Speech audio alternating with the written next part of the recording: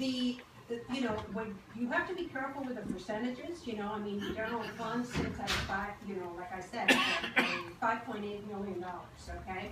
Now, that's the total fund balance, all right? You have to realize that there's, you know, just one part of it that's what, in accounting terms, it's called unassigned, which means, you know, that's basically what's available and things like that. Like a savings account. Right, like a savings account. So, you know, and you have to watch the amount of fund balance that you're basically carrying forward to subsequent years to fund, you know, recurring kind of expenditures. So it's a, you know, it's a healthy fund balance.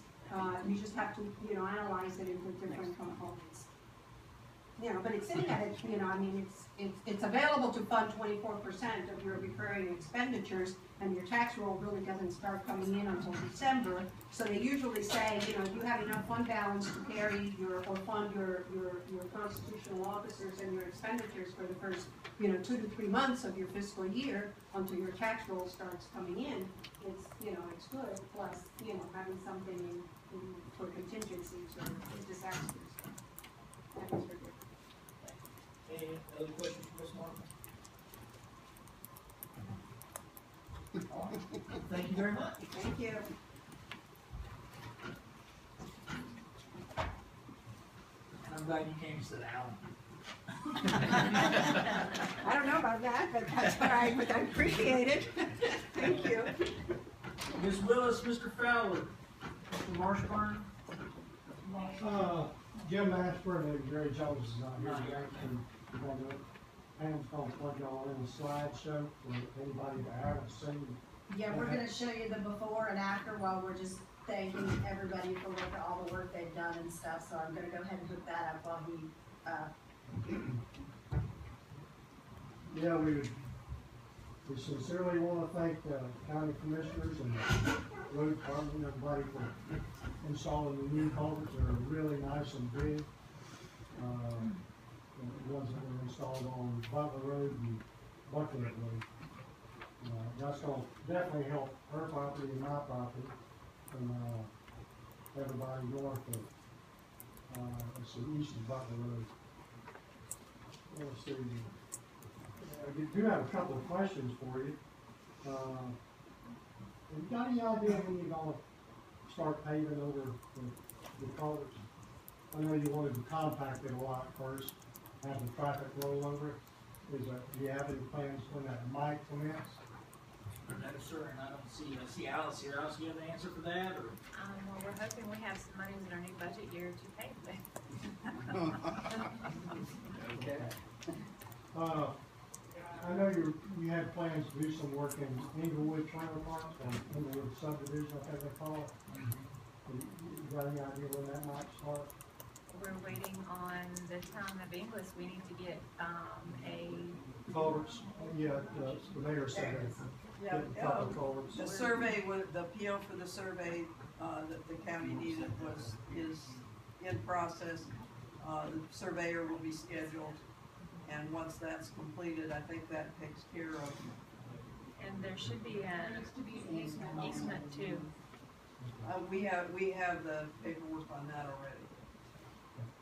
By the way, for the people that don't understand, Pam and I have been involved in this for several years, and besides the mayor of Inglis, they found a lot of private citizens come up and ask us.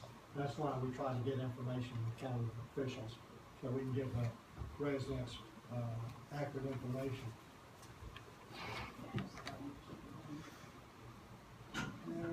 Have you got any idea when to work alongside C40 to start? It's on our list. We are working on that. I've seen surveyors out there. Yes, now that is for a grant project. We're going to replace the culverts before the grant project begins. We had some manpower men out. We are moving back. We're coming back. Do you know if it'll be done this year? Yes. Okay, fantastic. Yeah, well, we had to pull out and do another project in Fowler's Bluff, then we had to come back. So, I mean, we had another pressing matter, then we'll be back. We're coming back. Where's your red pen? I'll let Pam go on with her slideshow, But I wanna say again, we really appreciate this work.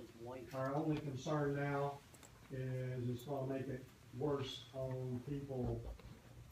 Let's see, this, west of Butler Road, and water will probably also flow a little bit more south into Yankee Town. Yankee Town, Inglewood, all that, is gonna be, as you guys can see, these are the new improvements of what you just saw. These are going in, just down to miles. These pictures are multiple pictures of all the way down Butler Road. I think it's about a 3 mile distance. They put in multiple culverts. They did a fantastic job. They worked together like a well-oiled machine. I mean, the whole crew out there did fabulous. I mean, it was just absolutely phenomenal to work. And the speed of how they did it, because if they had to close the road, they had to put up with some traffic pull from people that live out there. It wasn't Yeah. go all the way Yeah. around, I remember. Yes. That one was pretty, yeah, that was. You can't have gain without pain, and some people just didn't understand that. Nice review. That was a video.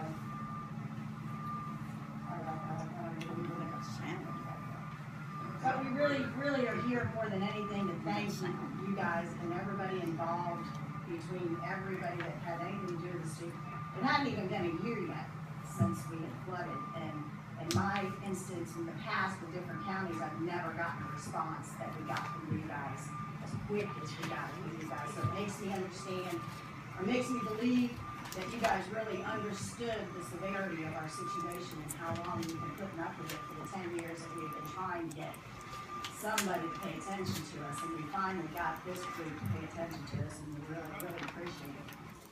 We do have a, down past, these culverts here is, property that the county bought, that they're keeping equipment on and stuff.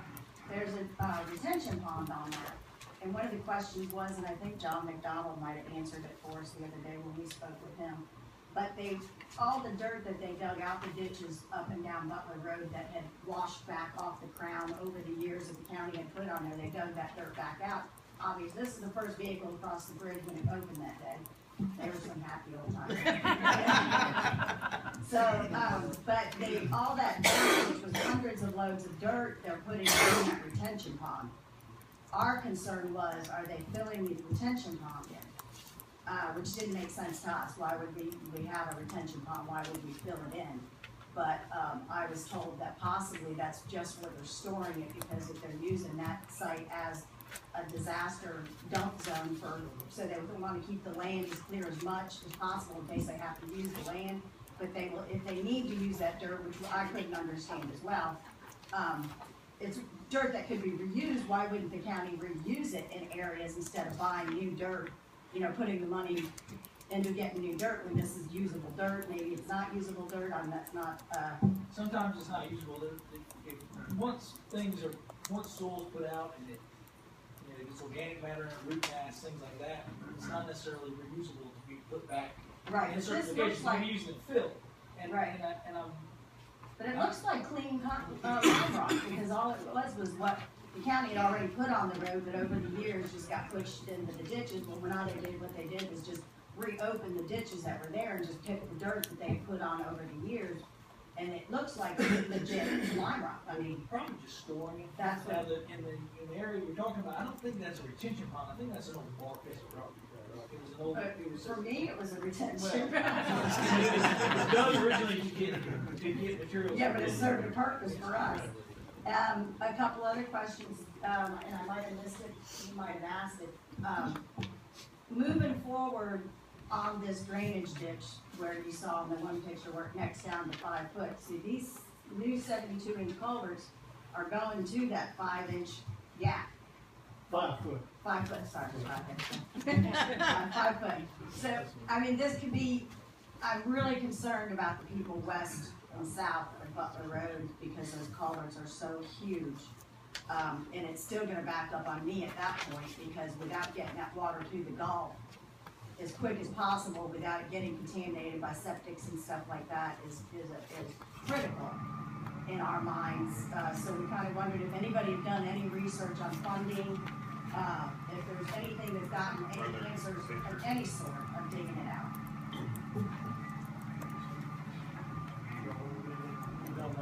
ditches runs right along behind those houses. That 5 foot section she's talking about, there was one of the pictures up there that showed somebody standing on a little walkway across there. Those culverts plus multiple culverts, well, mainly those culverts go to that 5 foot spot that you saw where the walkway was across that ditch. That's where all that water's gotta go through to get to the Gulf. Cause this ditch that we're talking about was dug back in 1962, and they didn't have the equipment back in the days with the rock.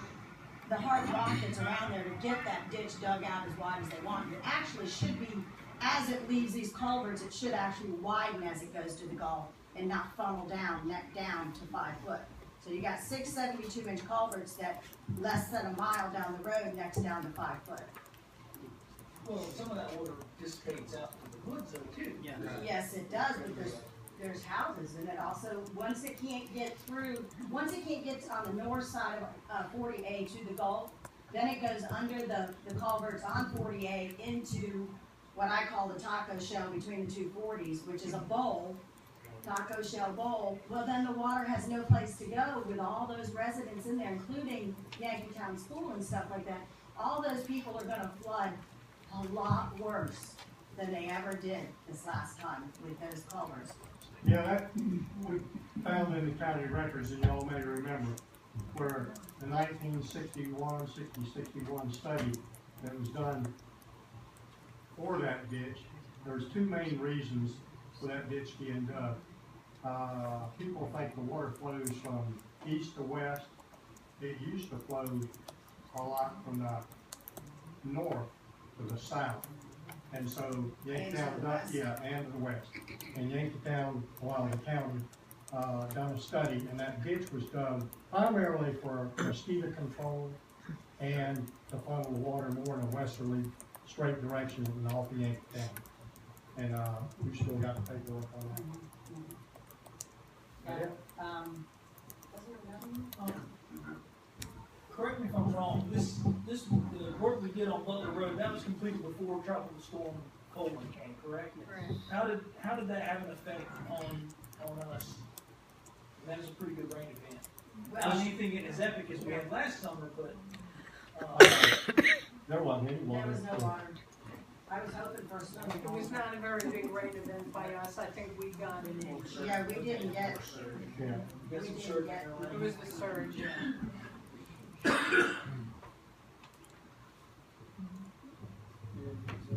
so we have no answer on that ditch.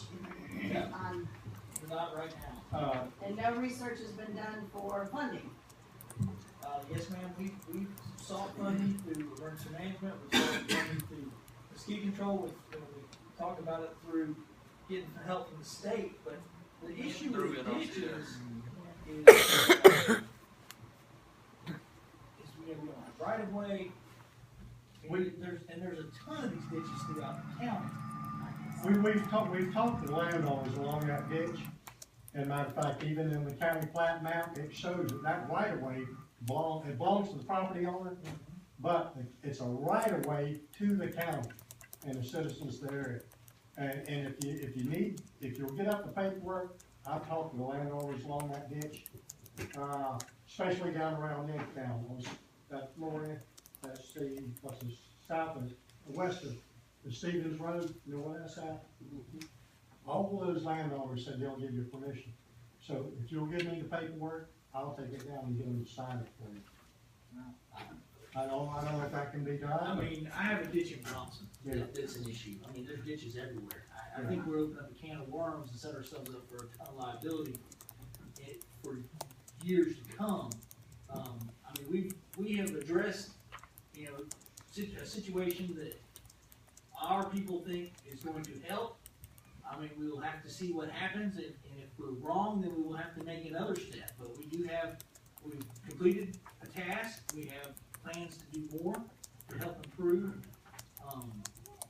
But I mean, there's problems everywhere, I guess is where I'm going with this. And it's not falling on deaf ears, I'm not saying you're wrong, but,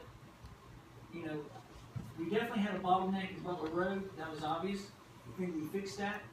Now, nothing says that all that water goes directly into that ditch, and it doesn't go anywhere else No, out we're not into saying the that. woods. Yeah. So, you know, I don't wanna say we're gonna sit back and do nothing, but I would like to have some sort of, a baseline to see what improvements we've done now, how they affect the residents. Is it an improvement? Does it make it worse? Does it make it better? You know, before, you know, we sign off on continuing forward. So, I think you'll see that, the next big flood we have, Spain will give you a Well, good liability indication. is my biggest concern, because that's the people that have never flooded before, or just had, may have just had water in their yard really bad that they've never had before, but now possibly in their houses. Another question is, other than the ditch going back to where you're saying it's going through the woods, yes, it does go through the woods, but now Butler Road was actually a dam. Now we have Maple Ridge, which is tree company. And Maple, doesn't the, what's the new? It's not County Road, Maple Ridge, is it? No. The new tree company's always. The new tree company, not the old one. Yes, John I don't know. Hancock. What is it? John Hancock. Hancock. I don't know how well he works with the county, or they work with the county. I know the other company worked very well, cause I had some issues that they came right up to the plate with. But my question is, you have, at the beginning of Maple Ridge, you have 4 culverts as well. I don't know if those are on county easements, and if they are on county easements, since they're right next to 48, are those gonna be replaced? She's talking about the first one, first set, right off of 40, Right, yeah. 48. Inside the gate or between the. It's They're right where the gate Right, used to be. They're, I think they're 26 or 30 inch And I don't culverts. know if that's on county easement or state easement, with the state road right there, I don't know. Like, when they're gonna go down 48 and they're gonna make improvements, are those culverts gonna be included in some of the improvement for drainage? The county installed those culverts in 1962. Alice, do we, That doesn't sound familiar to me. so is the, what's the Maple Ridge? Maple Ridge, it's right there behind the in-town school. It used to be gate 1 back in the 60s. Yeah, it's just at the beginning of that row of houses on the north side of 48, yeah. It's just before you get to those houses. And we took you there, John, that was one of the spots that we took you to. But that right there would also be a point of improvement,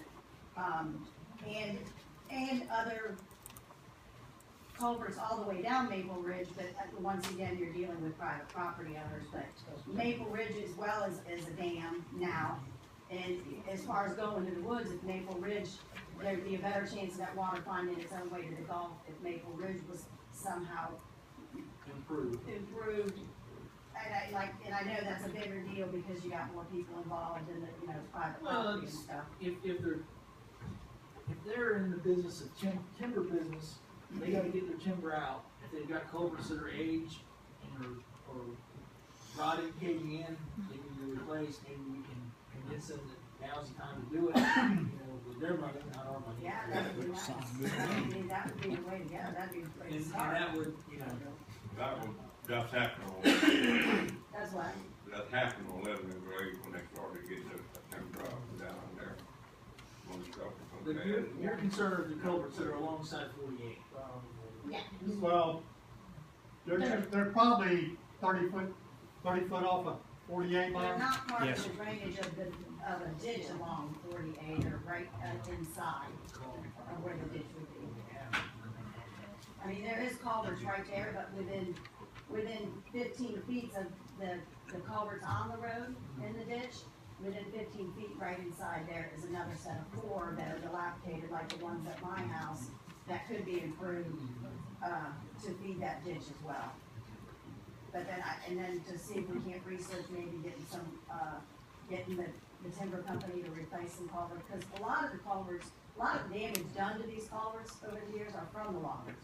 Because they can't make those corners and their rigs are, you know, they just crushed against the culverts. And, I mean, you can't demand that they do, but you can ask. Doesn't hurt to ask. I think we just need to schedule another site visit down there with the road department and all, and Absolutely. check for ownership and that kind of thing. So we will put that in place just so that we will know what lies ahead.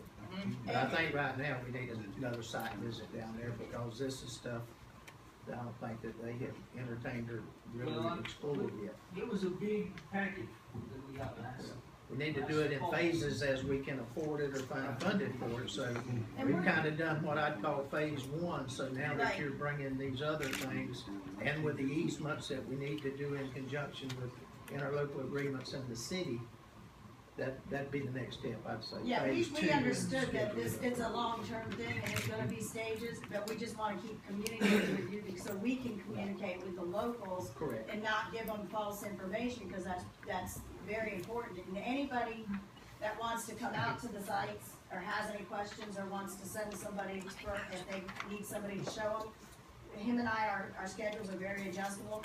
Okay. And you've got all our information, we'd be happy to, you know, we just don't want this to go to sleep. It's not. And that's why I say we need to do it like that, so then when our people go out and do that, they can bring something back so the whole board knows what the next phase is. Right. And where the funding will come from and what that funding will be. Right. We just have a harder time communicating with everybody because we do have mass projects going. And when I do call, it's usually Wilbur, and, you know, Wilbur's got his plate full as well. And, you know, I hate to bother everybody, but to get answers, sometimes it's best. It's to not a just- bother. It's not a bother. Well, sometimes it's best to just do this instead of just constantly ringing the phone to try and get answers, and then it's like, I'm not sure, I'll have to catch up with so-and-so, blah, blah, blah. We're just gonna probably continue to do this on a, you know, every couple months or something like that, just so that, you know, if there's any news at all, you guys can say, yeah, we do got something, and we don't have anything new. And I can understand, like John said, we'll see how the next flood does, because I think it's gonna be a really good indication of What's where gonna happen. the bad spots are. And I think we're really gonna be bad, Well, I hope not. There may be some areas that we need to address that we're not even, yeah, that is not even on the table right yeah. now. That's right, we've created, you know, kind of opened a can of worms, basically, but we just gotta see where the worms are gonna go. What is what would be a good contact number For, to answer, so I can get you an answer on when the paving's gonna commence? yeah, 302-6621, in Eldridge. 352-536-0938. Either one of us will do it. I'll call and talk to the treasurer guys and see if they have any more solid dates. I mean, Alice gave us a roundabout, maybe. Yeah, I mean, we might be able to do it sooner, I just don't know budgetary wise how we're sitting right this second. I'm just glad it's getting done this year. Well, just Yeah. wanna know how many, Yeah. It will be maybe this get an idea year. how many projects are ahead or behind or whatever. Well, we wanna finish that road before we move to the next project, Yeah. was our goal. Are they paving Butler Road anytime soon? We're, Not the whole thing. Not the whole thing. No, no, no, no, no. To the Just point where the the pavement pavement. ends, Right. where, and we wanna repave where, Are they gonna do that when they do 48? Are they gonna just We're gonna- incorporate that? well, I would, my plan was to finish that before we start 48. Okay. But we may have to do, cause we have the culverts on hand, we may have to do the culvert project on 48 first, because we have the grant project coming too. I'm on a time crunch with both. Okay, I may have to start the culverts before I can pay Butler. It's a time thing. okay. Yeah. Okay. I don't know. I misunderstood something there. Are you paving the whole Butler Road to the end of the pavement, or just where the culvert's going? Well, we would like to resurface it, yes. What's To there, the end of the resurface it pavement. Okay, to the good. end of the pavement, yes. Now, is there any way I can get my driveway redone while they're doing it? Appreciate it. All right, take back 2 culverts. The days we come spent with y'all down there, the hospitality y'all showed up, it wasn't like it was gonna do it or die. It was really it wasn't a good sight, but it was better than I thought Well, it it was started gonna out a little bit hotter than it should have because we've been trying for 10 be. years. Yeah, They made you ride to make the truck, right? but I appreciate y'all's hospitality. Yeah. Y'all spend a lot of time with us down there. My past experience of dealing with this down in Bonita Springs, I've had a little practice with it. Yeah. And sometimes it's better to treat them with kindness first and then build if you have to. So we're not always that nice. But we really do appreciate the speed, the response. It hasn't even been a year, and I know down there in Collier County, it was taking 5 years to get a response, so. And I accepted the fact that I'm gonna flood again, and I probably still will, because we've still gotta get this water to the Gulf, but it's a process, it's a stage, it's funding, it's the whole thing, and it may take 5 years. to get it all done. It may even take longer than that, and I understand that. But we really, and pretty much, the only concerns we have in the community would be like Bobby and them out there, because they added 6 more of Bone Slough as well. And Bone Slough really doesn't have a main ditch that goes to the Gulf. Bone Slough is just its natural flow. So they're concerned in their area, and that's just other than that, everybody is very impressed with the work, the way the workers did it, how quick they worked with it, the crap that they had to put up with, because I was on site many times when they had to deal with some of the residents. And I had to step in, Eldridge and I, a couple times, and help the guys out, because they were just like, and of course they have to watch their tongue, you know, they're working, they can't, you know, they have to, so they can't, and it was,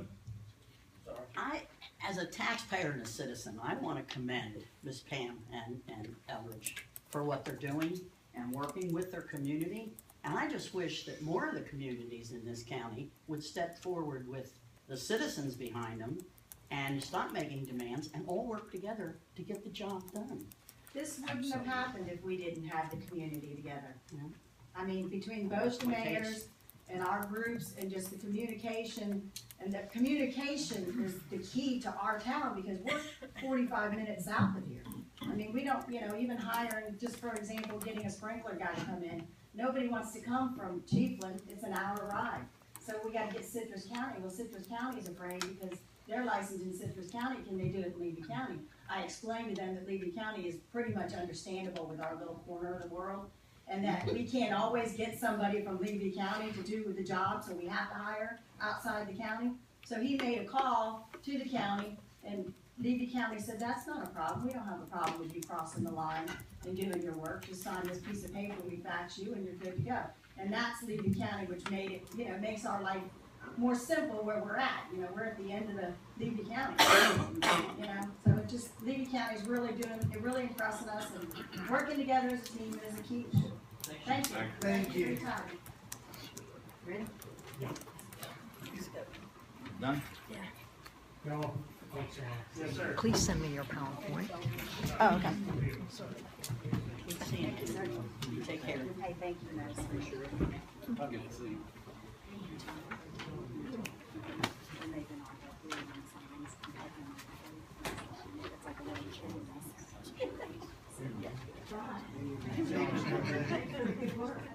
Thank you. See ya. Ms. Ellis, Bye. you're up.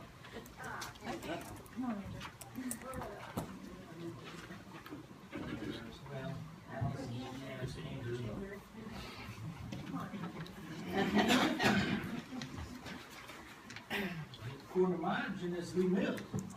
Mr. Mills is standing there in his chair. That's what he looked like.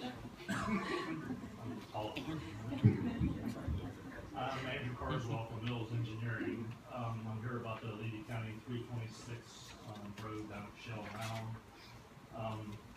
We bid the project out. We sent plans to 4 contractors. We advertised in the paper. We put in the plan rooms. We received 2 bids back, one from V.E. Whitehurst and one from Anderson, Columbia. The project was bid with a number of alternates, and I believe you have the summary of the bids.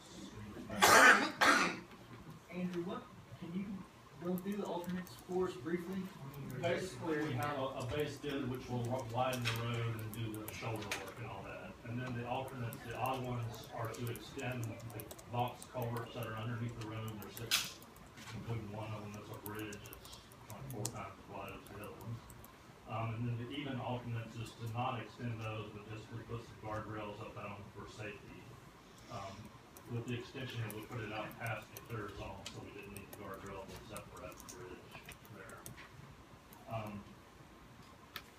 With doing the extensions, which would be the preferred thing to do, the V.E. Whitehurst was at $2,114,366.25, and Anderson Columbia was at $2,608,422.80.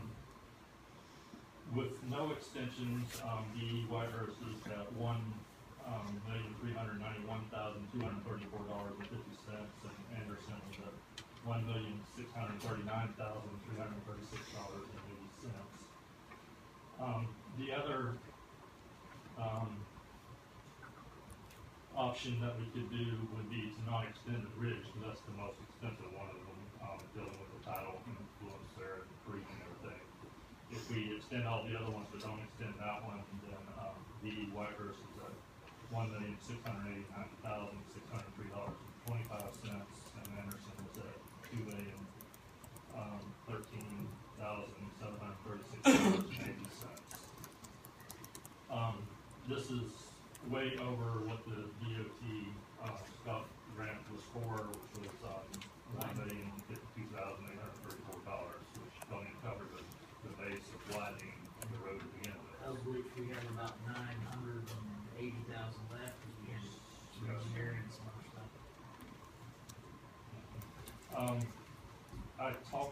Alice sent the bid results to DOT last week, and I talked with, Kim Evans this morning, and she got, Barney Bennett on the phone, asking if there was a possibility of getting more funding, and they did not shoot me down totally. They said to send them what we needed, and they would look into it and see if they could fund some more of it. So that's a good sign in that regard. Maybe they can come down and practice. I'm sure that people need practice digging up culverts and extending them. They do that for us for nothing. Y'all We won't experts charge you nothing apparently to experiment. I'm not sure they do much of their own work anymore, but So, it's like, so in reality, we can decide to accept whichever one of these we can, but if they don't give us the money, we're back to square one. you either got to come up with some more money or. So the difference, I mean, we either need like, 550,000 for the lowest, or for the no extension part, up to 1.3 million to widen all of it. DOT didn't act like they probably could come up with a million part, but they might come up with lower numbers. And I asked this question of Alice, but I'll ask it again so everybody can be aware. If we don't extend the culverts and the bridge, it doesn't actually affect the widening of the road, correct? The road will still be widened to 22 feet, it's currently around 17 feet.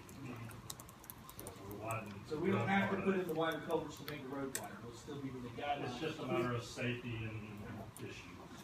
It's a straight road, except for the one curve down just past culverts. And to my knowledge, there's hasn't been a lot of accidents. Making a wider road is gonna make it safer than people trying to dodge each other. Not running the wheels off the road and having to snatch it back. Right. So I guess the question is, do we want to take action today, or do we want to wait and see what DOT is gonna give us for money before we make a decision? I think we still have an option. There may be some other monies available that can be used, impact fee monies, I think, as we mentioned. Business does go to a park, but I don't know how much impact fee money we have. So, I'm thinking we shouldn't do anything today. I'm not saying we need to put this off, because, man, I get more calls about this road than I do any other road in Lincoln County. Well, no, Turkey County Road, and then this road. Or can we go ahead and just can we make a motion to accept one of the bids and hopefully the state comes up with the rest of the money, or we can find the rest of the money, we go ahead and accept the bid we want to today, we will go ahead and make a motion to do that. You can do that, but how long are the bids good? 90 days? I'm not positive of that. My guess is they're at least 60. At least 60. And the contractor can extend it if issues. But, or you can do that if you want, I don't know which option you would pick. Did Mr. Bennett indicate about how long it'd take them to see if more funding is available? He acted like it'd be fairly quickly. Well, I you mean, can I called him table this this to the morning. next Bring us board back to the meeting. next meeting, and hopefully Yeah. we'll answer by then. I feel August the like second, it's good. yeah. We need that in form of motion, or is that something you think? I mean, I hate to say, well, let's go ahead and approve this, and then they say, well, we're only giving you this much money, and then we gotta come back and change what we did. We just wait and see what the state's gonna do for us. My opinion is to show them the 3 alternates and about how much money they can come up with. Show them 2 alternates, and then whenever they say, no way, then show them the 3rd one we come. Bring in a little bit last. Well, their No, new, just show them the 3. their new budget year just started, so Yeah. maybe they do have some additional funding, because this was set aside last year, so. He said something about pulling money from 2017, so I don't know.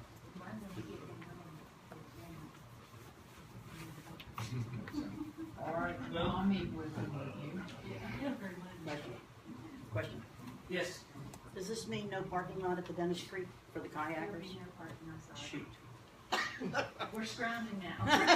Oh, okay. See that?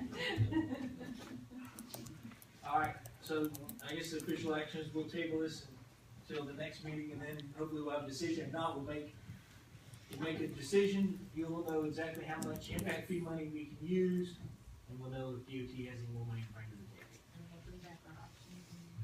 This is wonderful. Getting that room. You don't even know where it is, do you? You come visit me, I'll take you. Thank you for your time. Miss Diane?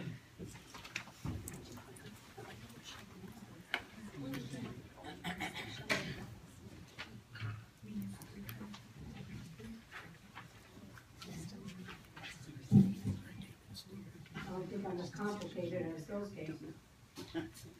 My name is Diane Marchand, and I reside at 4751 Northeast 136th Avenue in Williston.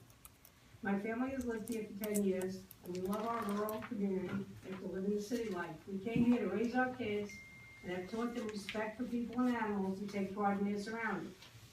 I started volunteering at a horse rescue about 6 years ago, where we spent many heartbreaking hours caring for horses that have been abused. Makes you want to say, how did they endure this kind of abuse for so long?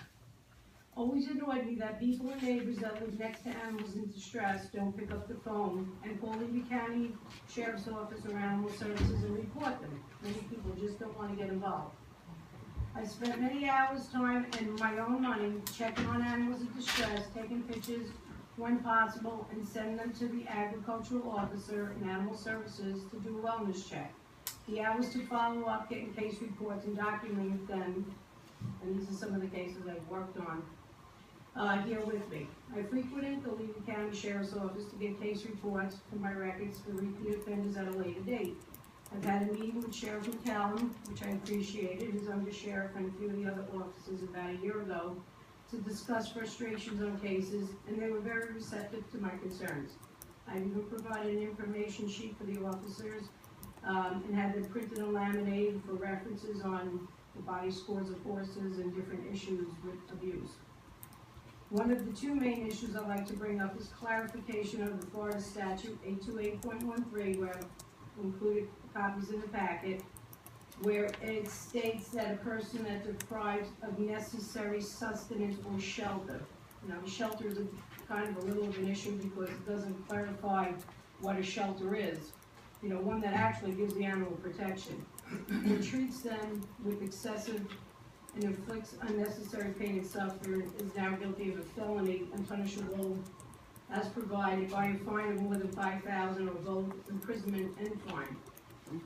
Can we get more judicial enforcement here on punishment for abusers from our attorneys and judges?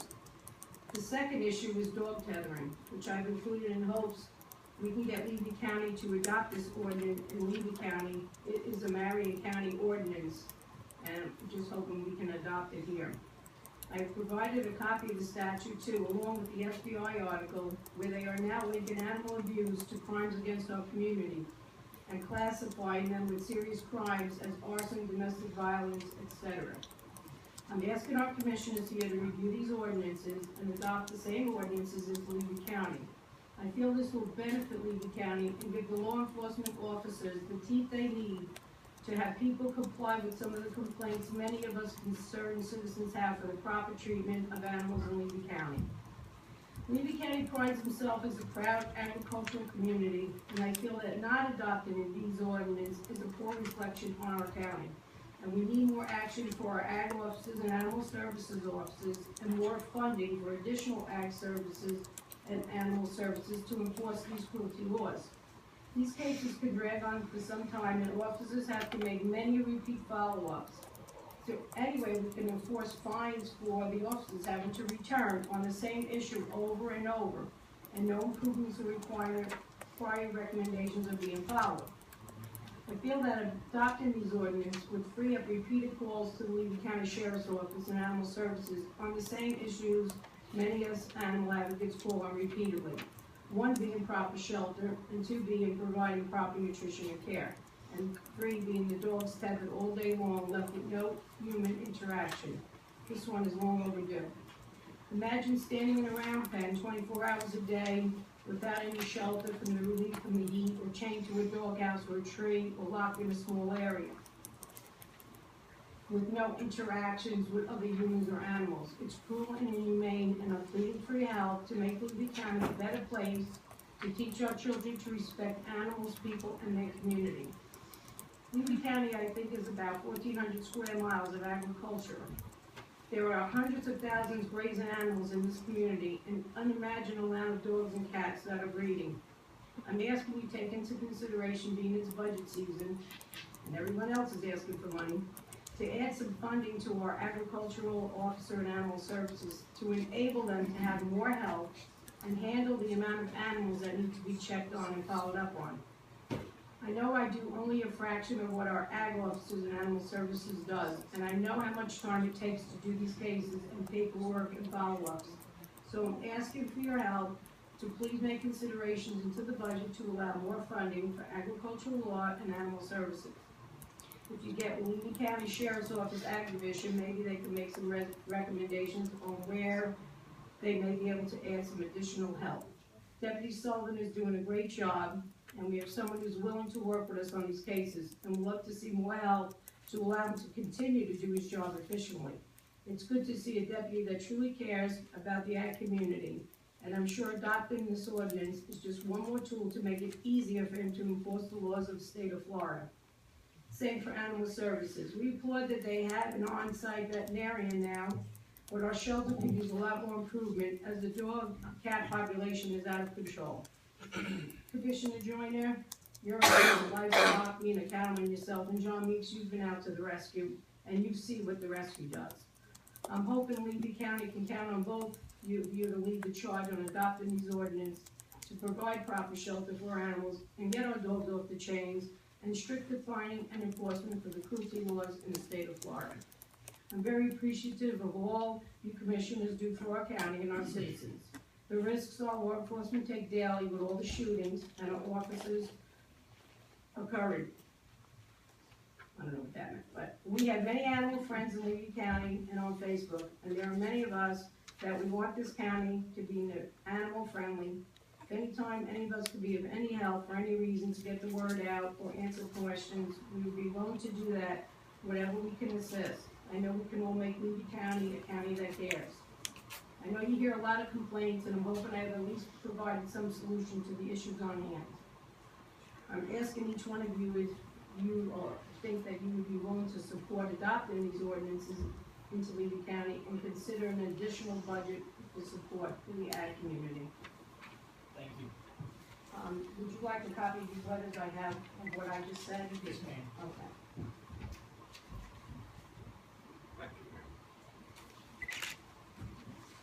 Will I hear from somebody on these ordinances in the future, or? Ms. Diane, we'll look into it. You know, I've read your,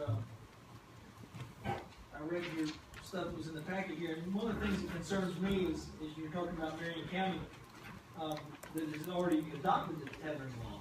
Right. And they have 900 cases that are formally charged, but none have been prosecuted. I guess there's a gap in what the state statute says versus what their law says, and they're having a hard time actually prosecuting or utilizing their law. And, because the judge, whoever becomes the judge, he throws it out or doesn't want to hear it because according to what the state of Florida says, they're legal. According to what Marion County says, they're breaking the law. The judge in that case is not, he's not appreciating the home rule that where local governments are allowed to extend the law beyond what the state says. So that's kind of one of my concerns is I don't want to put something in place that is just going to create more paperwork and more time if the state attorney's office and the judicial side is not willing to work with us. Yeah, when the animal services officers go out there and they charge somebody to use, they first can't see what's going on, they feel as their job and they're trained to, just as animal cruelty. And they do a good job of that. Yes. And animal cruelty, I'm separating the tethering law from the animal cruelty law. On the animal cruelty side, we do well. I mean, as far as our officers do a good job, Yeah. the judge and the state attorney, they do a good job prosecuting. Sometimes it's maybe not as timely as we would like to see, but in most cases, that's not an issue. It's the tethering issue that I think is what has become so controversial because the state statute does clearly, give their guidelines on what is cruel and what is not cruel. So and we've talked about before what you think is abuse, some people may think is just normal and I'm not making excuses by no means, but as far as the tethering, I would like to do some more research on that before we say we need to go forward. I mean, I don't want to have to see any write an ordinance and go through all the trouble to do all that if we adopt it. If it's just going to, every time it comes to court, just get thrown out. It's just a waste of the judge's time. It's a waste of Deputy Sullivan's time. It's a waste of David Weatherford Animal Control's time. That's my only concern with anything to do with that. Mr. Chair, I think we're mixing two things here that need to keep separate, and there's the felony, the criminal aspect of cruelty to animals.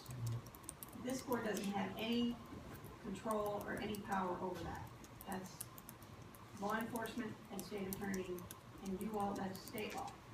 If you're going to adopt a tethering ordinance, that doesn't make that a criminal violation, and you would not look to law enforcement for that. You have your own animal services officers enforcing that, which, again, I'm not surprised at a 900 case backlog in Marion County. You will have a similar enforcement issue of a huge case backlog, and it's only a civil violation, so the penalties are very limited. I don't think that they're gonna rise to the level that is being expected. It won't be a criminal. If you wanted to put it into a violation of an ordinance as a misdemeanor and do it that way, you're already paying the state attorney to enforce some of your ordinances, and my guess is your costs would go up exponentially if they're gonna start enforcing tethering laws. I would imagine, I don't know, I think that would be a very large manpower issue. So I wanted to make clear that you all don't have anything to do with the animal cruelty. It's not. You have other avenues to address animal cruelty, and I can tell you the civil aspect, and I can tell you the one case that we have done on the dogs has taken an incredible amount of effort. I can't even count. It's been well over a year, all the way up to the First District Court of Appeal. It's cost you attorney fees for outside counsel, and then the manpower out of the Rutherford office. Everybody in the office was involved in one case. So just to give you some perspective of what those entail on the civil side. Pretty big. Mr. Chairman, had Ms. if you are correct by saying that home rule trumps state law. In some cases. No, it doesn't trump state law. There is something called preemption, and if the state law addresses the issue and covers the arena of that issue, the county can't adopt anything in conflict with that.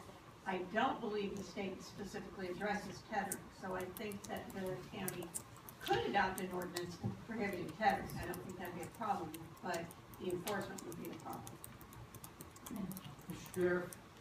Well, one thing too, I think, as far as the tethering part, you have to realize too that in itself may reach, whether you've got that ordinance or not, it may reach on the state side an animal abuse level.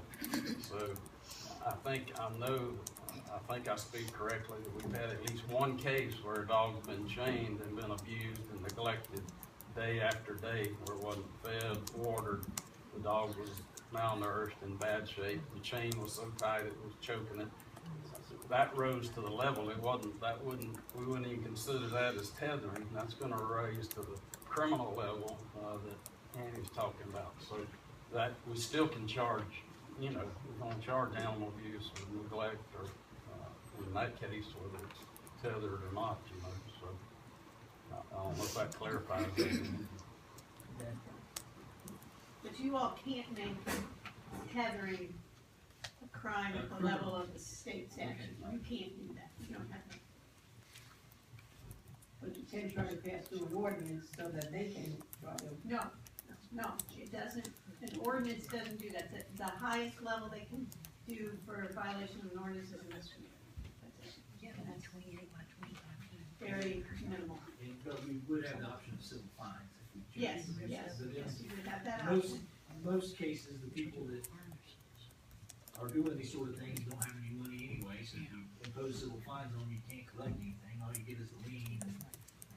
Or we take their animal away and it goes to the shelter and then 50 is better than living a life of misery. Or we could take them, put them on chain and not get them feed more for a couple of There we days. go. Let them see what it feels like. An eye for an eye. I appreciate it. I hope you can get it. Yes, ma'am.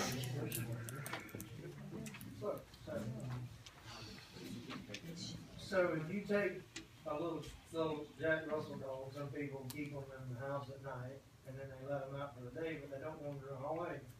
They have like a little run in the backyard, they put them on for during the daytime. So you, with this tethering deal, you're saying you can't put your little dog on a chain and keep it from running off during the day, and then at night he lives in the house? Almost, they shouldn't be out all day in the heat on the chain. I mean, it's cool. Didn't say he was gonna be out all day in the heat. Well, tethering law is, But everybody's not a criminal that puts their dog on No. a chain, that's what I'm saying. no. But there's a limit on, according to Marion County's ordinance, there's a limit on keeping them out all day. That would be cool. It's 110 degrees out there. Putting any animal out there, would the person want to stay out there all day on the chain? Not even. All right, ma'am, I do. Yes, ma'am, Ms. White. Is animal services part of the ad valorem tax, or is that a special assessment? So we're charged for animal services on our tax bills, but we're not entitled to call Levy County Animal Services. We've always been turned down. The shelter is there, or anyone can bring animals to the shelter. That there are services to the municipalities, but they do not enforce your codes. You all have your own codes, and they do not enforce, they do not cross into your boundaries. If an animal from one of the municipalities crosses into the county, we handle it. So there are services provided to the municipality. But if we bring a dog there or a cat there, we have to pay. Anyone has to pay, just like anyone. You bring a dog, you drop it off here at the bank? No. From our cities. Cities. Yeah, so we don't really get the same services. I don't even know what the fee is. But It's I'm sure $12 you're an paying- I'm animal. sure you're not paying for the No. level of the service. that's Right, being it's provided. $12 an animal. It's $12 an Yeah. animal. If I go to a resident's house, it's $25 if I pick up your own animal. So And that's the breaks the city gets. That's within the county itself? Yes, ma'am. Okay. And we do go into cities in emergency situations. If we have somebody from the sheriff's department or something, I have went down to your city before on the weekends and helped in emergency situations. owner surrenders or I'm talking about charge? if I come and draw That's what I'm trying to say. No, there's no charge for owner surrenders. They bring them to our pound. There we go. No charge for owner surrender. Right, they bring it to our pound. No charge for surrender. So that includes pets. Yes, ma'am.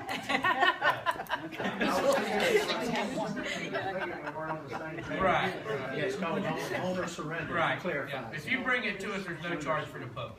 Right. Okay, if we go out and it's your animal, we do charge a $25 fee. So if a resident from Yankeetown, say, brought a dog and dropped it off, there'd be no charge. But Right. if the Owner city, surrender. if the city, like the Right, city employee traps it and brings it, it's Right. $12. yep.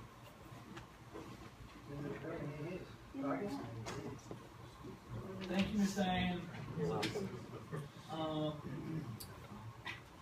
Mr. Freddie.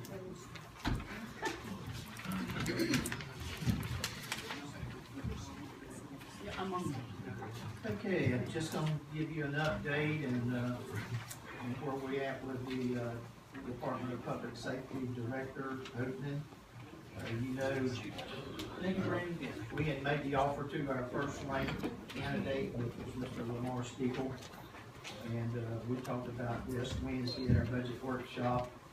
Our offer was $79,000 to start, and after 6 months, the salary would go to $85,000. Chief Steeple felt like that he couldn't start at the 79, but he could at the 85. But my direction was to go back and hold firm on our original offer. With that, I did call Chief Steeple and told him that we was holding firm on our original offer. And so he said he was gonna think about it, and he did. And he wrote a letter, or well, he sent me a brief email saying, Mr. Moody, it is with a heavy heart that I am writing this letter to advise you that I cannot accept the Levy County's offer of 79,500, which was a figure. I would like to thank you and all of the staff members who have worked so hard to try and make this work. I greatly appreciate your trust and support during this process. If there's anything I can do for you or any of the staff members, please do not hesitate to call me. So when I received that, the direction was to go to the number 2 ranked candidate, and we reached out to him, staff did, which was Mr. James Harold of Gilchrist County. We made him the exact offer, and he is to consider that, talk to family, and get that with me. So that is where we at this moment. What's like the time? I would expect to hear from him probably by the end of the week, if not sooner. I first called him and asked him if he had any interest. I explained that he was the number 2 candidate, that we just couldn't come to terms with the first ranked candidate. I asked him if he still had an interest, and he said he did. And so we had a good meeting with him yesterday, in fact.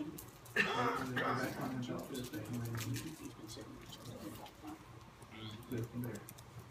Now, he did say that if he does decide to accept this, that he would like to give at least a 30-day notice to Gilchrist County, and I said that's absolutely perfectly fine. They're good neighbors, and we don't want to put them in a dire straits, so if 30 days is what we need to, we can do it. So that's where it's at. So hopefully as soon as I hear something.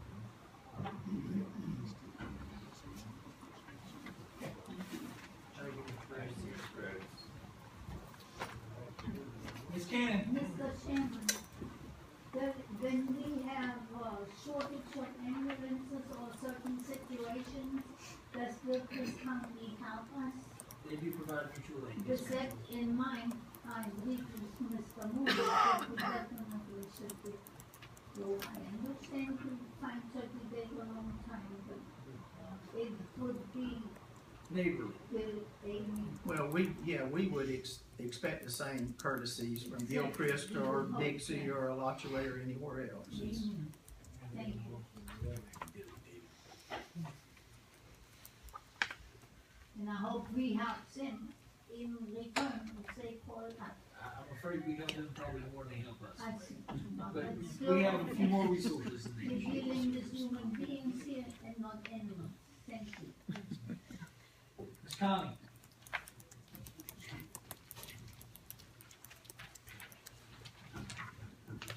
Good morning.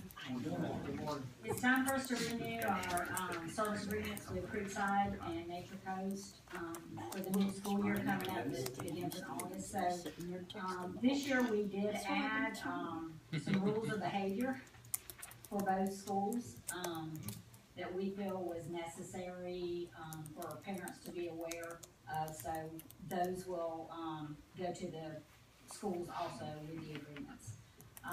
The rates have stayed the same for Creekside at $5 per student per day and $7 per student per day for Nature Coast Middle School.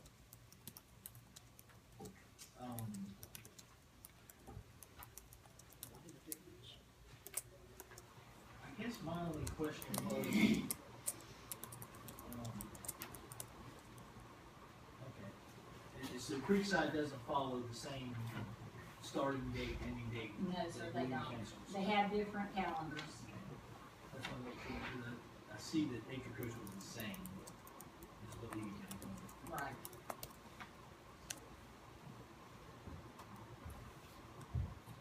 It's a pleasure of the board. Make a motion to approve. A motion to approve by Commissioner Rockmead, second by Commissioner Joyner. Is there any further discussion? All in favor, please signify by saying aye. Aye. All opposed? Thank you. Thank you. Matt? Good morning. Good morning. Good morning. I have one thing, just, renewal of the lease, the public lands for the big dock and Cedar Key, it's our submerged lands lease, and this lease will be good for 5 years. Can we give it back to Cedar Key yet? Pleasure of the board.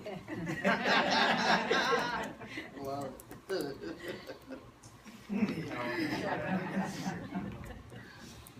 don't renew it. So, Basically, it's just, It's a lease with with the the state lands, what the dock sits on. They have the ground Submerged right there. if we don't have an agreement with them, is it their dog? That's right, don't renew I it. have to go back and look into the contract, but possibly. They maybe close it and make it, we have to pay to get on it, make money out of it or something. No, we can't do that. I think we have a motion to approve by Ms. Lilly. Is that correct? Second. We have a second by Commissioner Joyner. All jokes aside, all in favor, is there any other discussion? Ms. Sheffield? Do we have to pay anything for this dirt No. under the dock, or No. just a paperwork deal? A lease I agreement. think there's like $100 or $200 filing fee, but I just wasn't familiar with the situation. been this way since the 50s, I think. It's just kind of been a bone of contention over the years. But it's not going anywhere. Just curious, thank you. So we have a motion and a second, is there any further discussion? All in favor? Oh, Wait, why do 5 years if it's been going on since 1950? Why don't you do a 100-year lease? The state says. And you don't have to revisit this thing. It's their contract, not ours. It's the state's call. maybe the state wants it one day. All in favor, please signify by saying aye. Aye. All opposed? Thank you. Ms. Shanley?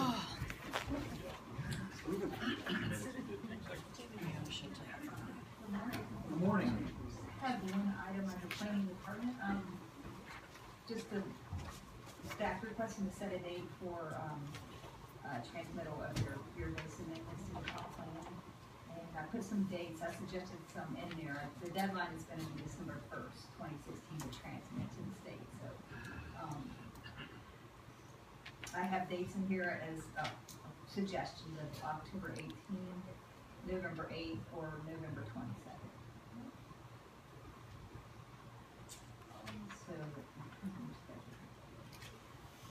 Shanley, is that a day public hearing or a It meeting? could be a day, it's up to you guys, there's no statute requirement that it be at night, but it's up to you all. How you wanna do it, or after, maybe following a regular board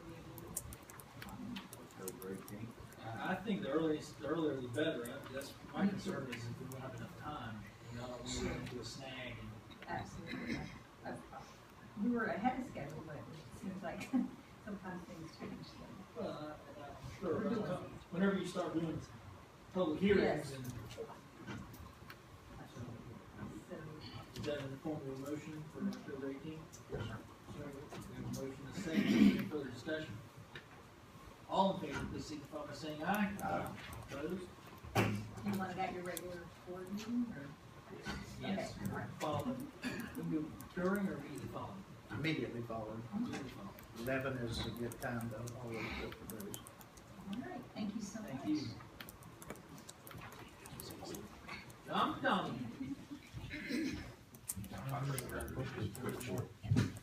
Request, to terminate the tropical storm, Poland's local state of emergency declaration. That's kind of my fault. I thought they just kind of expired on their own, but apparently they don't. You guys gotta approve it, so I should have had it done at the last board meeting, so I'm asking for approval to have it done now. So moved. Second. This is for emergency declaration 2016-040. We have a motion and a second. Is there any further discussion? That's the worst thing that happens to us. All in favor, please signify by saying aye. Aye. All opposed? Motion carries. Thank you. Thank you. Going to table the item for public safety. I received the email yesterday. I'm not sure what the problem was. Yes. It's just an invoice.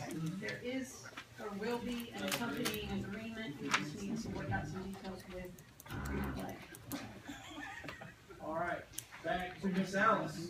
Again, I guess we could have done all, she likes to sit here. Well, first I want to give an update on 339. We will be closing County Road 339 because we're going to be doing some bridge work on that first bridge you come to. There's 3 pilings we're going to be replacing. From July 25th to March 18th, we're going to be rerouting traffic. How you going, you gonna switch out 27 and back around the dirt road, or? 339A. Okay, down there, yeah, come out on 320 and go back. Right. That makes more sense than the dirt road. Yes. That's why I We're keep going on off dirt road. the dirt. Prefer that. Yeah, we're. That's why we pay her to make the decisions, not me. August 18th. Hopefully we'll be done before then. Now, is it the first bridge, or is it? It's the very first bridge. And then we have some more to do on the next bridge, right? I don't know what. Hopefully we'll be done.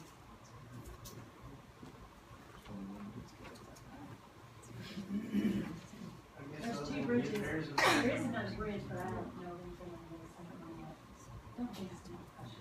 Okay, moving on.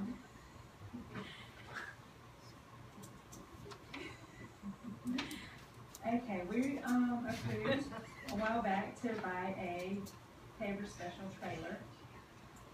And the trailer came and seemed pretty, but it has the wrong ramp. Our salesman made a mistake, he misunderstood us when we ordered the trailer. And in order to get the right ramps that we need to load the equipment that we have to have the longer ramps. This come with little pea time ramps, I mean, they're very small, they will not work for us. It's like the ramps that would come to the gooseneck trailer. Either, yeah.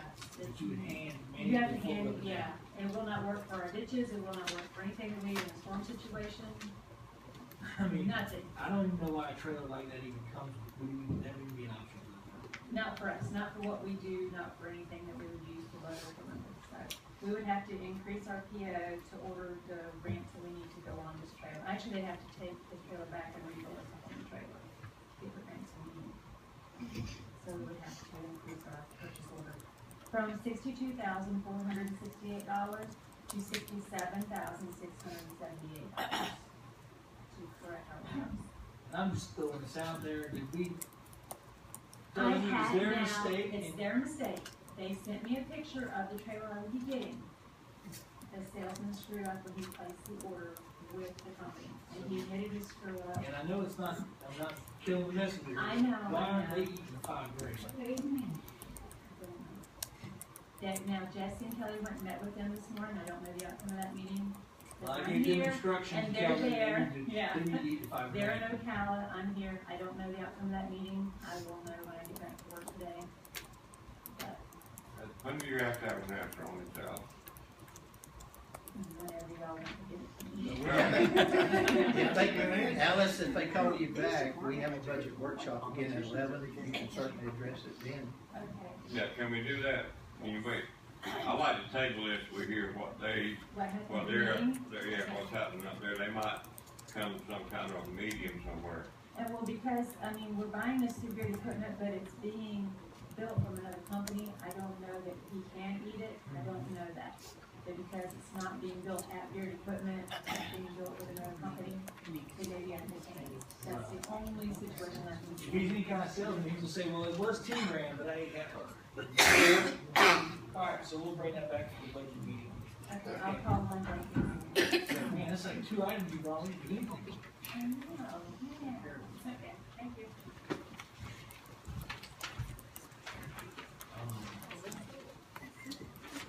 So that brings us to the end of our regular agenda.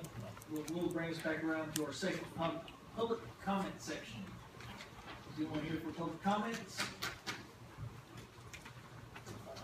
Ms. Allen, Are you reporting on the I-75 relief letter?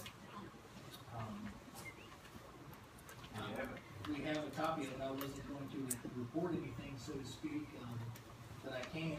I was gonna talk about State Road 24.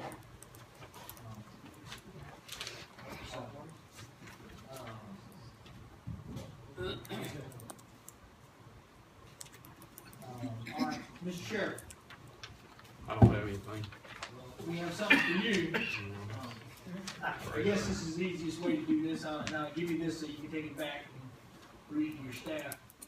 This is a letter that was requested by Commissioner Mike Joyner to be written on behalf of the board members to the Levy County Sheriff's Office. All officers and staff, in light of recent events around the country, we, the Levy County Board of County Commissioners, would like to show our greatest appreciation to our local Sheriff's Department.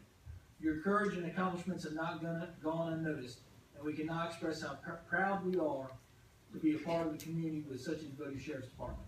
Thank you for your service, and it's signed by all the members of the board. Obviously, in light of all the incidents that are going on around the country, it's like we talked about in the past, the men and women of your Sheriff's Department get up every morning and put on that star to go out and take care of people that they don't know and may not ever know. And there's always the inherent danger of someone doing something that's malicious to them. And for that, there's no thanks in the world. Thank y'all very much, and we'll pass this on immediately.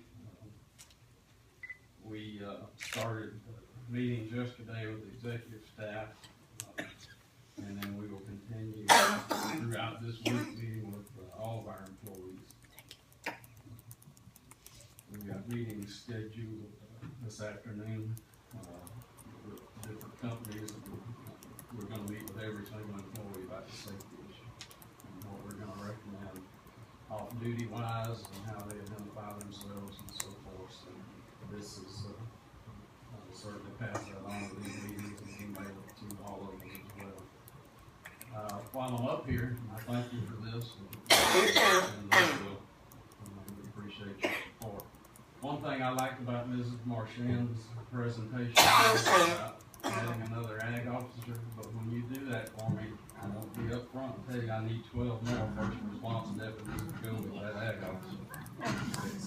And I'm joking, but I'm being serious. We're really getting behind the ball on being able to respond to all the needs of the citizens, and especially in one segment of the county where we have 500 to 1,000 gatherings at least every other weekend, with creating the noise problems, and it's tough to send 2 deputies if they're not on other calls into that kind of crowd. So if it wasn't for a lot of Williston PD support, really we're getting to a dangerous situation with what we're facing around the country. And our problems in that segment of the county that we're talking about are not our citizens normally. Obviously, we're not going to have 500 to 800 Levy County citizens gathering. They're coming from Reddick and Marion County and Orchard County and other places that, don't have any, any base in this county, that are just come and have fun and cause problems, create problems, and there's a significant amount of danger that goes with that, so. I say that in jest, because I know we can't afford that, but we're at a point now that, we are really getting behind in our position. We can't keep up with other counties. Every time we raise our starting pay, the surrounding counties that we compete with for personnel are raising theirs. This is not the proper time to talk about this.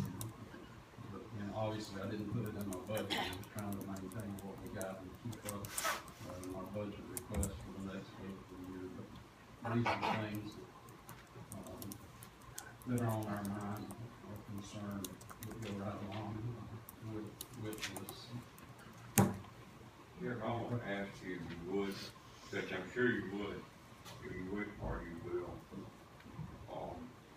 be sure that a copy of that goes to all the volunteers and the cops, and the ones out there doing it for nothing is voluntary help, because they're in uniform and they're just as much danger as everybody is. Absolutely. We had our quarterly meeting with our volunteers last night. That was an absolute issue brought up to them. We'll pass this on to them as well. Actually, Thank you. and you're not leaving, are you?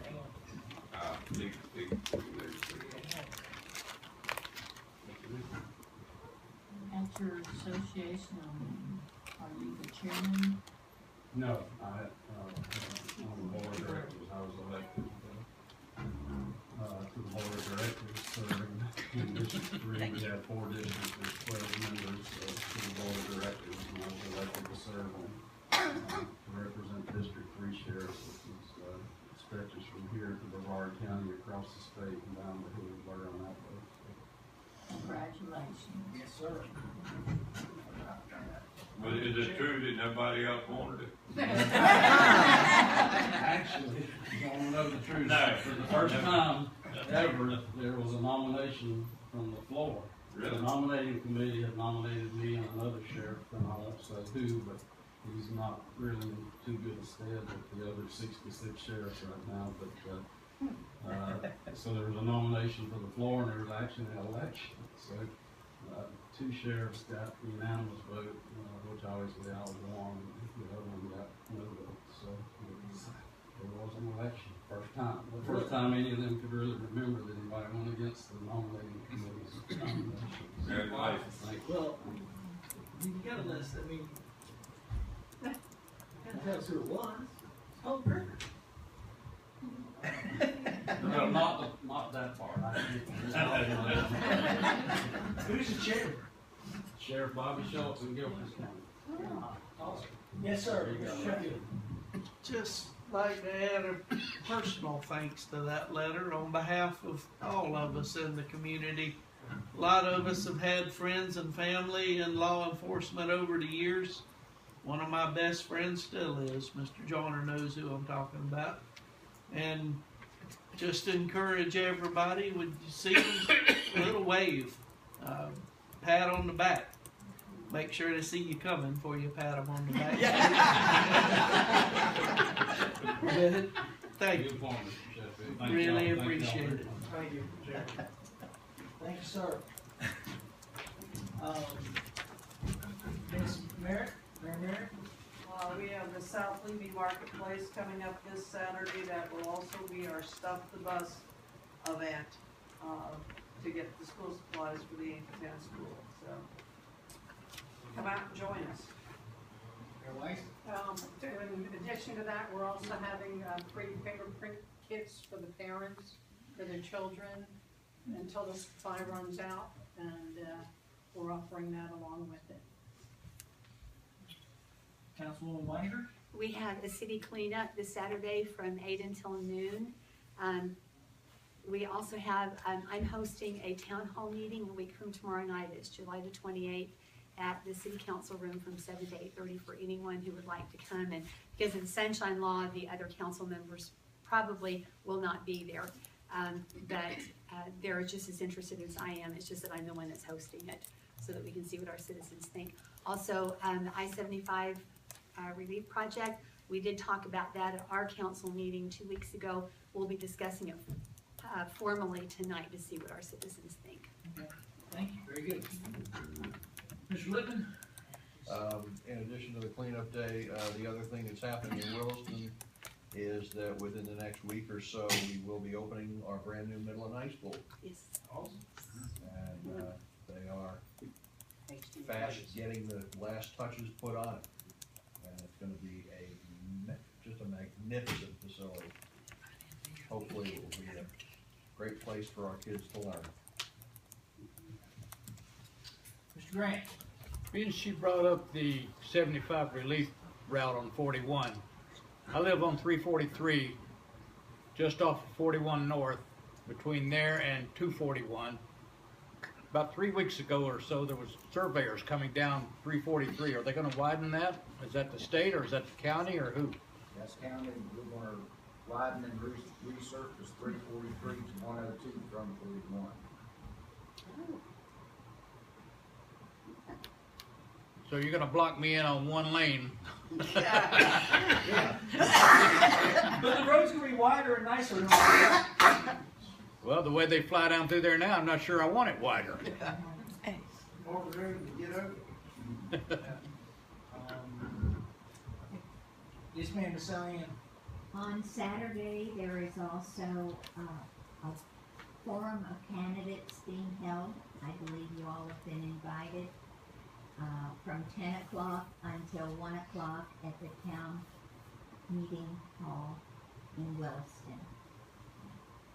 So it's very important that people who are interested in what's happening in Levy County come out, because that meeting will introduce them to the candidates and listen to what they have to say, because they're going to be elected within a month.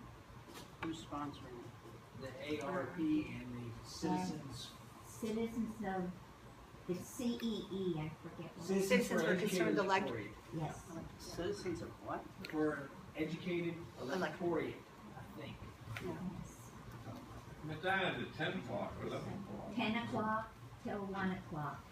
And every minute's been divided up equally. We The have a school lot. board, well, they'll start with Tammy explaining the constitutional amendment that is on the primary ballot, and also some other changes in voting, where we vote, things of that nature. And then the school board superintendent candidates will take the first hour. The second hour will be the 6 county commissioner candidates with a brief question and answer afterwards if time allows. Then there'll be a brief recess, and then they'll have the congressional candidates, I believe. So Right. there's either no response, or I guess there was no response from the 2 candidates who are running for the House seat, the local House seat, but I think they're both going to be there. So maybe time will be allotted for them to speak. We shall see. This Saturday. Thank you. I had that on my list. All right, Mr. Jordan. Nothing. I think I got the food line, food way in England, 11 o'clock Saturday, 11 to 12. I have a read-in or reading program with the Amy. I think it's from 11 to 12. I've got a road out of that. So I'll be in there Saturday. Billy? I'm trying to get around to all the municipalities. I changed it up. I'm trying to go at 9. I was in Otter Creek last night. My plan was to be in Williston tonight. I was in Canyon Springs. Was it 2 or 3 weeks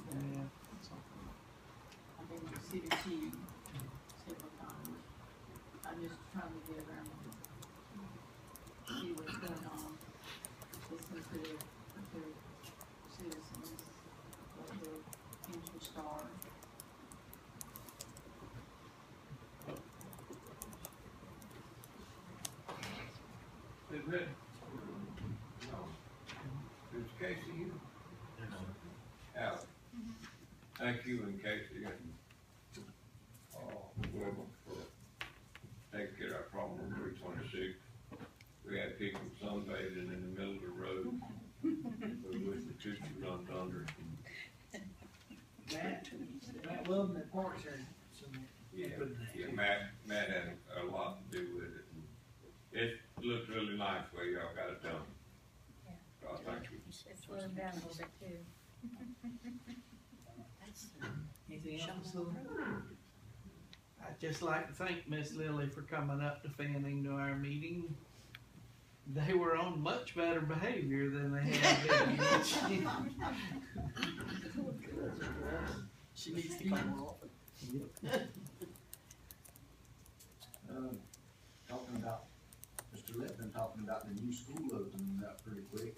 I guess one of the first things they're gonna have there is getting the kids the gift bags and stuff that they need August 6th at 2 p.m. I guess that they're back to school program. They will have some community tours that they're gonna arrange, I believe, to take people through the school that want to see it. I don't know what the schedule is, the school board's doing that. Sheriff McCallum? No, I just had a question regarding that. If I know there was some confusion about the old Williston Middle School, when they have their back to school every year, if that's gonna still be there, or are they moving everything to the new middle high school?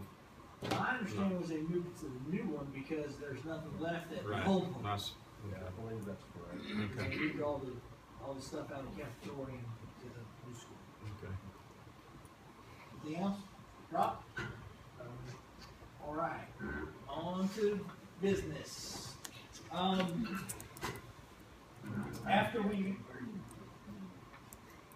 got through qualifying, it appears, or it doesn't appear, it is the fact, that Mr. Stevens and myself both have opposition. Mr. Stevens and myself both serve on the canvassing board, therefore we cannot serve on the canvassing board because we are involved in an election. So we need to appoint a canvassing board member and an alternate for the primary election August 30th. Rob is primary, and you got to be there each and every time.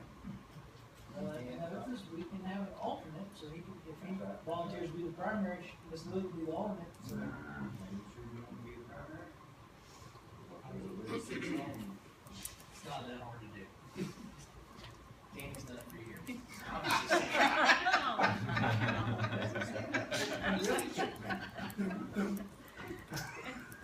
Well, I'm obviously trying to follow your footsteps, because I did it this year, so, I mean. So I guess we need a motion and a second here, if we wanna appoint Rob. Make a motion to appoint Commissioner Meeks as the lead and Ms. Brooks as the alternate. That's good with everybody, is there further discussion? All in favor, please signify by saying aye. Aye. All opposed? Motion carries.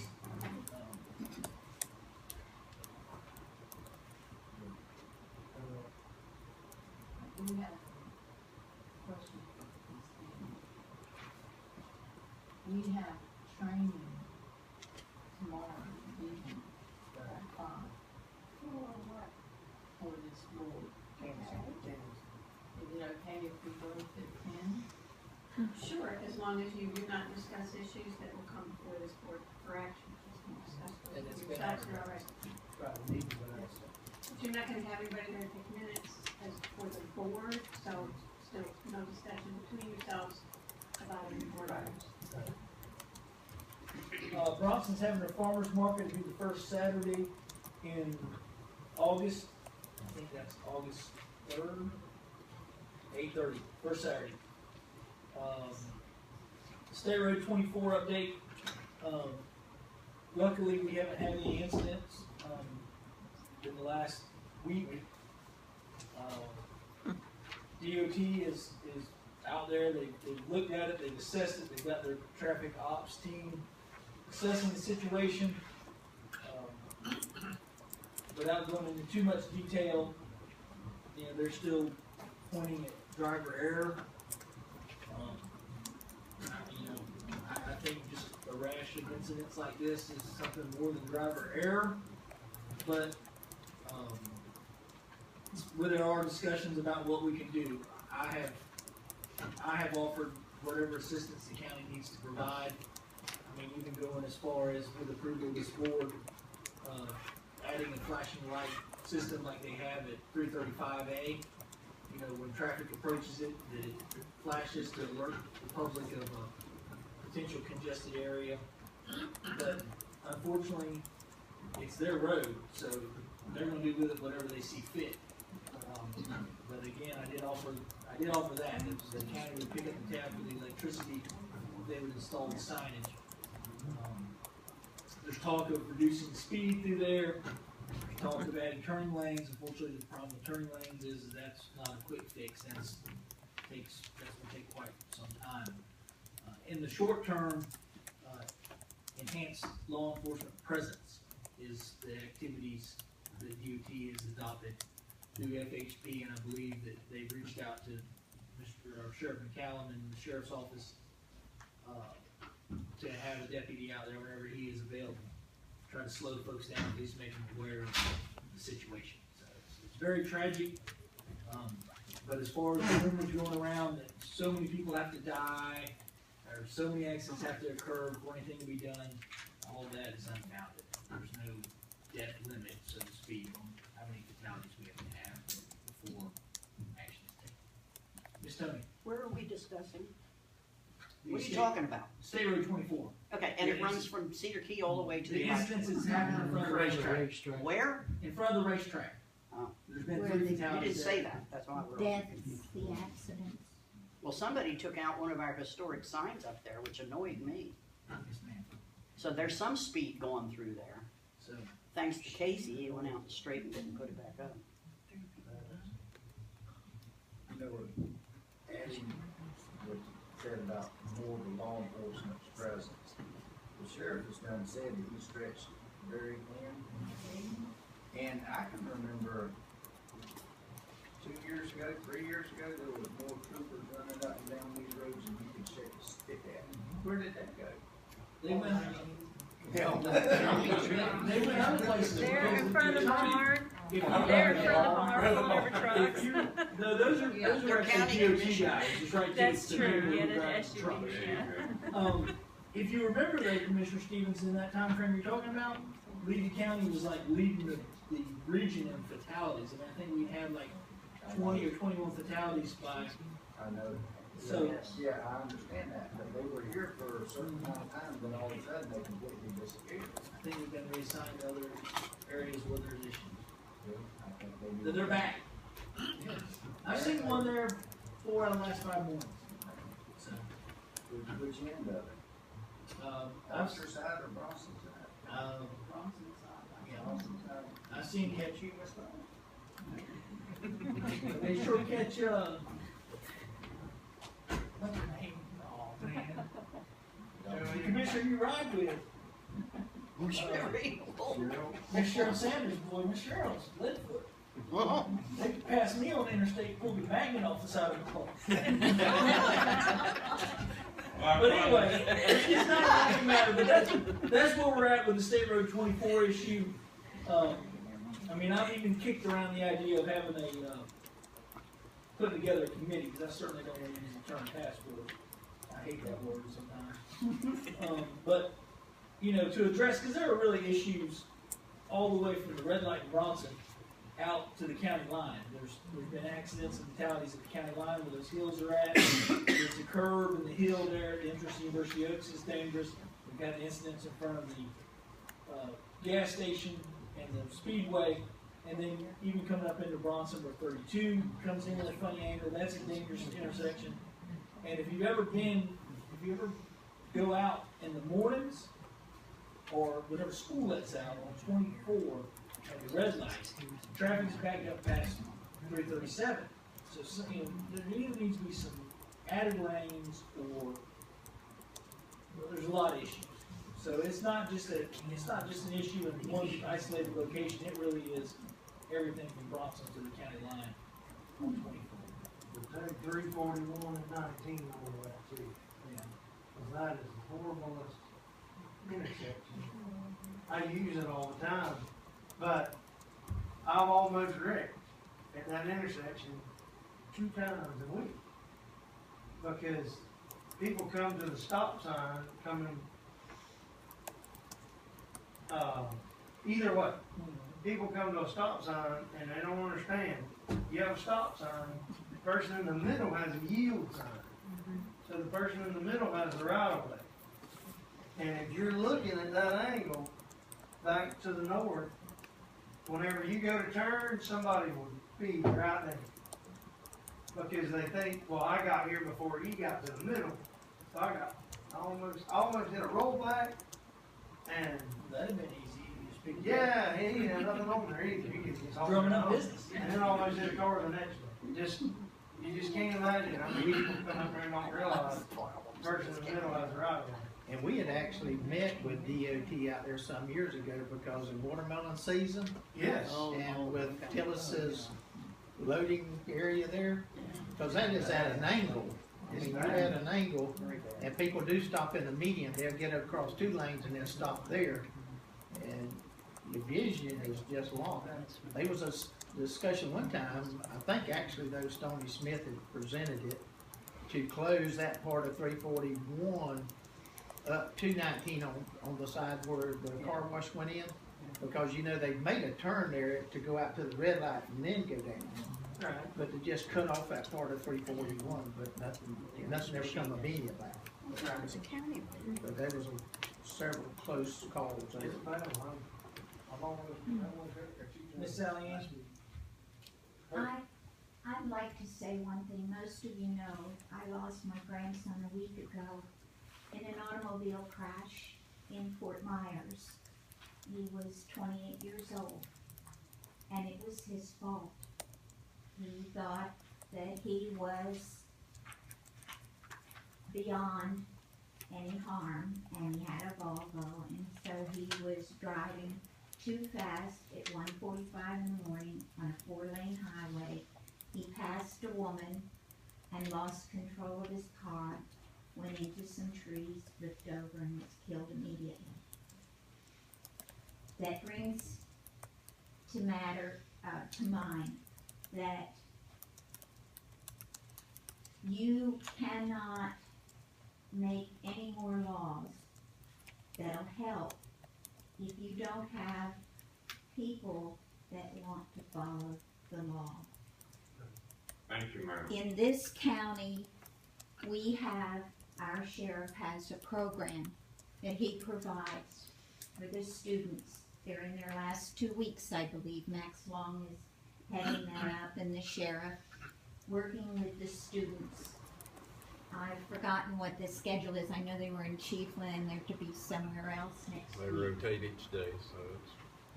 And that program, had my grandson been able to take that in school, probably would have been a lot better off. But he didn't drive and get his driver's license until 1 year ago, when he suddenly had a job in Fort Myers, and he had to go from Hollywood over there, and he needed a car. He got his driver's license, and he got a car about 6 months ago. So he was new, and he was young, and he thought he'd ridden a bike all over Broward County and all the traffic, and nothing had ever happened, and he just thought that nothing would happen. I don't know if he was under the influence of any drugs. We won't know for 8 weeks until the autopsy report comes back. To lose, I fought for schools and for traffic and roads, but this isn't a road problem. This was in front of a college. It was 4-lane road. There wasn't any rain. He was just in a hurry. And that woman he passed happened to see what happened to him and turned around and called the police or it might have even been worse. And all I can say is thank heavens, no one was riding with him, and he didn't hit another person. It was tragic. Our funeral isn't until this Thursday. But that school, I can't say how proud I am at the work that's gone into and the backing of our sheriff with our children in this county. You cannot train them soon enough and thoroughly enough. And to have the police behind it, the sheriff behind that program, I think we can be proud. And you can't. I-24, no matter what lights on any of these intersections, if we don't have people that slow down and obey the law. I'm sorry for your loss. So we wrote a letter. Chair, before we move off of 24. I'm not. Oh, okay, because I was gonna say, given some of the comments you made today, it may need some changes, the letter on State Road 24, may not have all that. Yeah, because it did say 2 fatalities. There was the third one, the lady finally, she passed away. Oh, I didn't know that, okay. So I didn't catch up, I proofread it on the internet. But anyway, yes, there's been a letter, has been penned by the attorney. It's been reviewed by all of us on the board, signed by all of us on the board, going to our local DOT in Lake City, Tallahassee, and even to Rick Scott about the issues with State Road 24. So I thank Ms. Handy for getting that done. Also, there was a question earlier about our letter to the Department of Transportation as far as the I-75 relief proposals. There was a letter that's been written, signed by the 5 of us, addressed to Mr. Greg Evans, and copied on it was Tom Byron, the chair of the I-75 task force, Jim Boxell, the secretary of the Department of Transportation, and Ms. Wee Wee Shan, who is the basically the overseer of this process from the DOT side.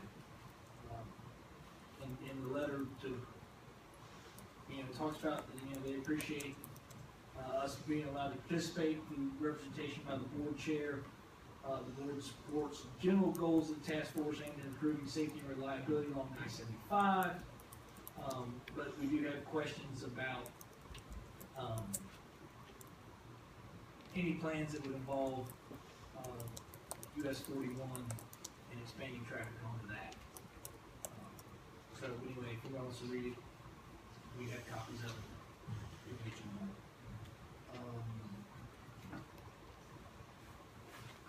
And I think that's all I have.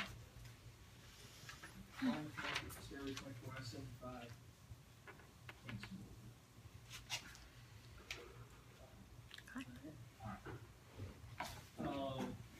Do I hear a motion to pay the bills? So motion to pay the bills in a second. Any further discussion? All in favor, please signify by saying aye. Aye. All opposed? Motion carries. We have the minutes to approve today, so we are going to take a brief intermission here, a recess. We'll be back a little after 11 to start the continuation of our budget workshop. So, with that being said,